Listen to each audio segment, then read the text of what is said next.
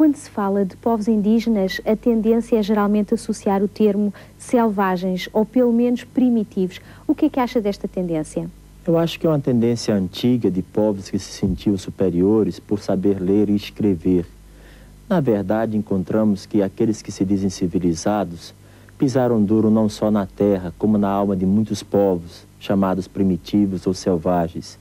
Lamentavelmente, é um grande equívoco histórico, e através desse sentimento de superioridade racial, que nada mais é do que uma falácia, ou simplesmente uma visão de si mesma projetada de uma forma maior, nós podemos ver que muitas e muitas milhares de pessoas, muitas etnias e tribos foram dizimadas.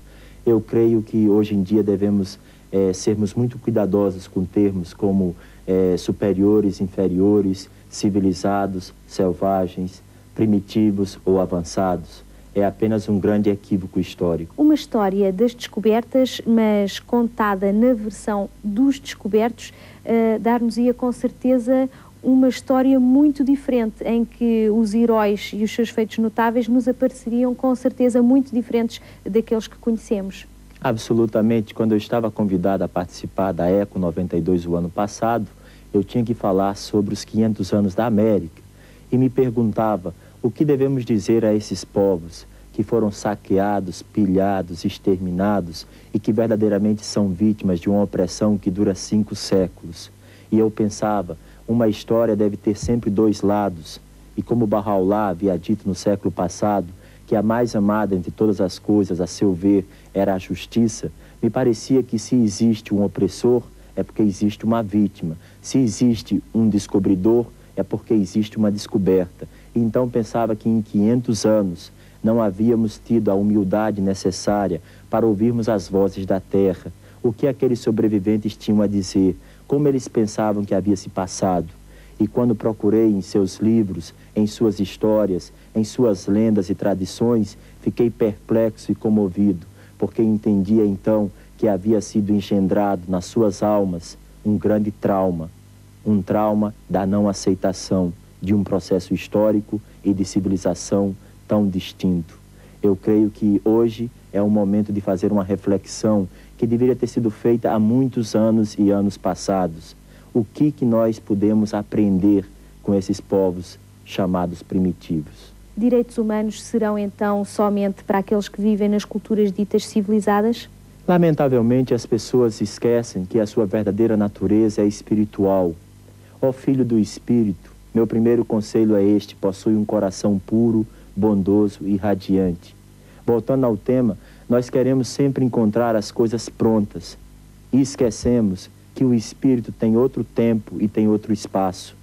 Queremos ir ao supermercado encontrar nossas roupas e nossos alimentos. Encontramos no supermercado tudo aquilo que nos traz prazer e felicidade de um ponto de vista material ou estético. No entanto, hoje em dia mais precisamos de grandes amizades, de pessoas que nos deem abraços, de ternura. Precisamos de pessoas que possam ouvir os lamentos de nossos corações e nos quedamos solitários e infelizes. Nos países mais avançados de um ponto de vista material é onde existem as mais elevadas taxas de suicídio nos dias de hoje. Eu quero crer que direitos humanos são de todos, independente de sua raça, classe, cor, crença religiosa ou nacionalidade. O mundo jamais poderá ser feliz enquanto houverem povos que se sintam superiores a outros. Bahá'u'lláh também havia dito que nós somos como as flores coloridas de um mesmo jardim. A beleza do jardim está nas diferenças das flores. Cada um tem uma beleza específica, que juntas com outras belezas específicas formam o todo. E já que falou na ECO 92, que foi um encontro tão falado e tão importante, que repercussão é que acha que ele teve? A repercussão foi muito positiva. Bahá'u'lláh, o fundador da fé Bahá'í, no século passado, quando olhava de sua janela na prisão de Aca, via o mundo como sendo um grande país. E ele dizia que a terra é um só país e os seres humanos seus cidadãos. Naqueles mesmos tempos, Bahá'u'lláh imaginava um dia quando todos os governos do mundo se reuniriam em uma conferência mundial e iriam tratar dos melhores interesses de toda a raça humana. Eu, quando estava em junho participando da ECO 92, estava comovido por ver que estava participando de um grande ensaio geral, de um preâmbulo, daquela grande conferência mundial predita por Baha'u'lláh. Na verdade, eu quero crer que nós vivemos em uma sociedade muito materialista, que queremos plantar pela manhã e já esperamos colher pela noite, porque as coisas materiais geralmente são muito rápidas. Mas o que eu penso que é mais importante é observar os processos espirituais e morais, e principalmente que todas as forças de construção e de integração, elas têm tempos determinados, definidos e diferentes. Dessa forma, 168 chefes de Estado de todo o mundo se reuniram no Brasil o ano passado. E isso foi um caso único em toda a história das nações e deveria ser visto como uma mudança de paradigma, de atitude e de mentalidade. Naqueles 10 dias, aqueles chefes de Estado puderam esquecer de seus conflitos, suas ideologias, suas guerras ruinosas e pela primeira vez trataram da proteção do meio ambiente em nosso lar comum, o planeta Terra.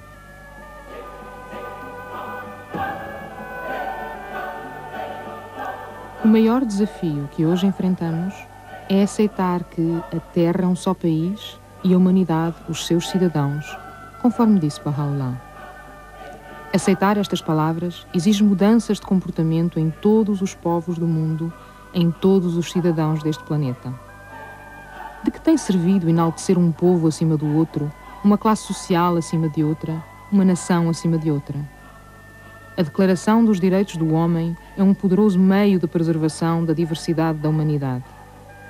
Os direitos do homem não se confinam a este documento das Nações Unidas. Os livros sagrados de todas as religiões são a fonte de todos os conceitos éticos em que se baseia a Declaração dos Direitos do Homem. Os direitos humanos não podem ser encarados apenas como uma iniciativa das Nações Unidas, destinada apenas a alguns povos. Antes de mais, são uma dádiva divina para toda a humanidade. Todas as pessoas, independentemente da sua raça, sexo, nacionalidade, grupo étnico ou classe social, são criaturas de Deus, iguais na sua essência espiritual e dignidade humana. Qualquer ato que discrimine contra ou que restrinja os direitos humanos de qualquer pessoa atenta contra a dignidade dos indivíduos envolvidos e é contrário aos ensinamentos de Deus.